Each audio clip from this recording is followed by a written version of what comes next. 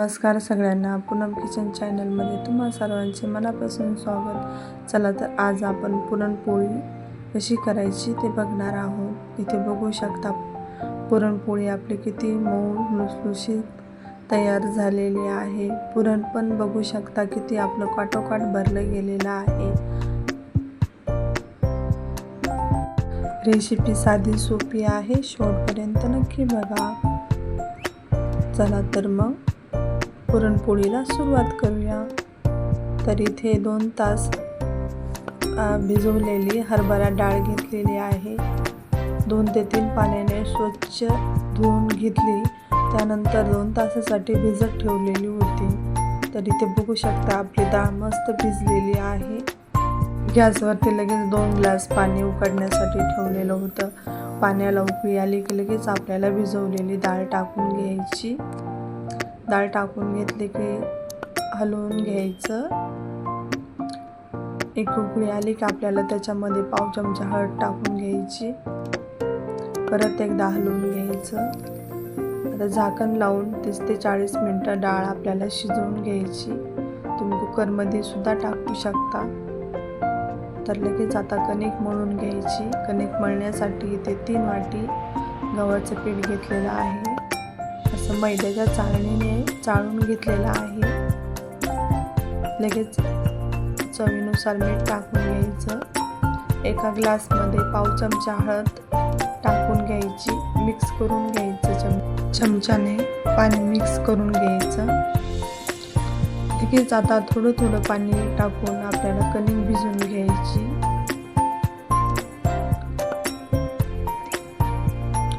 एकदाच पाणी टाकायचं नाही, नाहीतर कणिक आपली पातळ होऊ शकते. घट्टसर अशी कणिक मळून घ्यायची.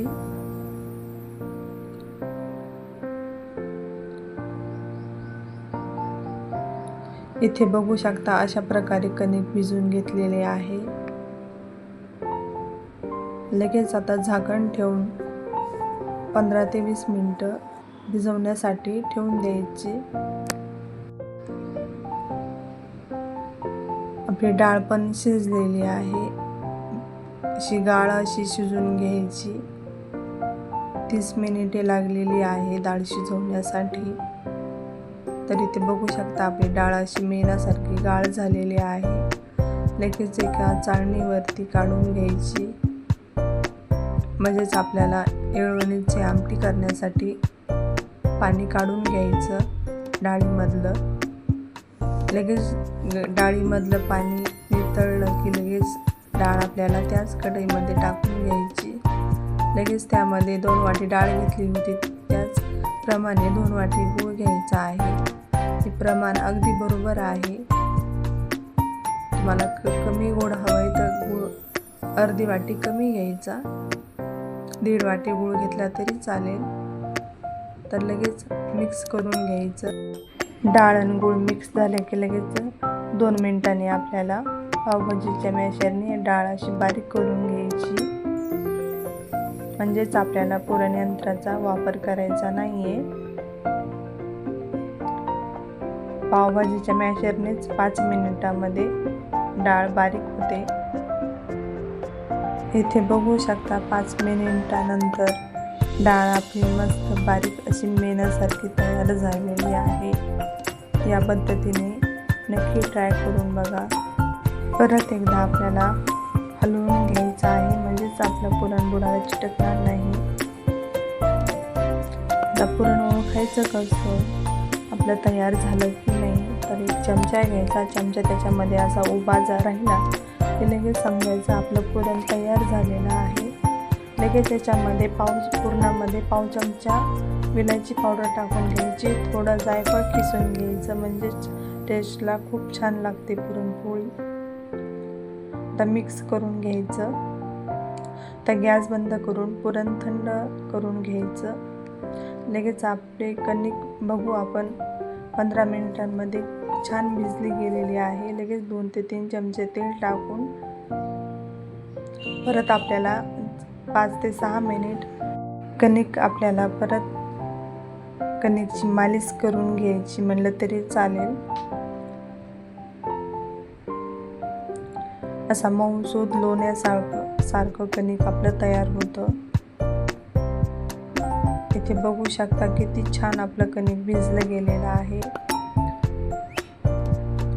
तर लगेच आपल्याला पोळ्या करून घ्यायच्या आहेत. तर इथे पुरण बघू शकता आपलं किती छान झालेलं आहे. तर पुरणाचे गोळे तयार करून घ्यायची, म्हणजेच आपला पोळ्या करताना पिठाचा हात लागणार नाही पुरणाला. तर इथे सेम सारखेच गोळे घेतलेले आहेत. कणिक आणि पुरणाचे गोळे सेम घ्यायचे, म्हणजेच आपली पुरणपोळी खायला खूप छान लागते आणि पुरण पण अगदी बरोबर होतं. लगेच आपल्याला कणिकची वाटी तयार करून घ्यायची. वाटी तयार झाली त्यामध्ये पुरणाचा गोळा टाकून घ्यायचा. अशा प्रकारे उरलेली कणिक थोडी बाजूला काढून घ्यायची.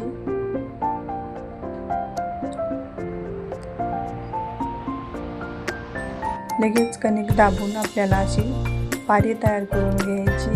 लगेच पोळपाटावर गव्हाचं पीठ घ्यायचं, त्यावर कणिक टाकून अशी थोडी हाताने प्रेस करायची, म्हणजेच आपली पुरणपोळी फुटणार नाही किंवा लाटताना आपल्याला हलक्या हाताने लाटून घ्यायची, म्हणजेच आपलं पुरण काठोकाठ भरल्या जाईल. लगेच थोडं गव्हाचं पीठ लावून आपल्याला हलक्या हाताने पुरणपोळी लाटून घ्यायची.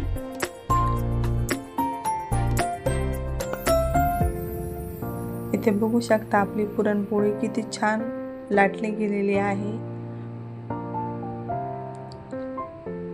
अशा प्रकारे कणिक भिजवलं की आपली पुरणपोळी कधीच फुटणार नाही. ज्यांना पुरणपोळी येत नाही ते सुद्धा अशा प्रकारे पुरणपोळी करू शकता. इथे पुरणपोळी लाटून घेतलेली आहे. इथे बघू शकता आपलं किती पुरण काठोकाठ भरलं गेलेलं आहे. आता लगेच पुरणपोळी भाजून घेऊ. ते तव्यावरती टाकून घ्यायची. लगेच हाताने पलटून घ्यायची. ते बघू शकता किती बबल्स आलेले आहेत आपल्या पुरणपोळीला.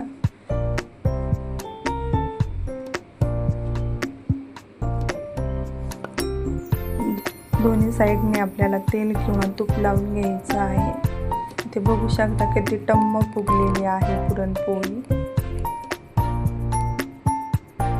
माझ्या या पद्धतीने पुरणपोळी एकदा नक्की करून बघा. रेसिपी कशी वाटली कमेंट करून नक्की सांगा. दोन्ही साईडने पुरणपोळी मस्त छान खरपूस भाजून घेतलेली आहे. आता लगेच काढून घ्यायची. अशाच पद्धतीने आपल्याला सगळ्या पुरणपोळ्या तयार करून घ्यायच्या आहेत. रेसिपी कशी वाटली कमेंट करून नक्की सांगा. व्हिडिओ आवडला तर लाईक शेअर सबस्क्राईब करायला विसरू नका. धन्यवाद.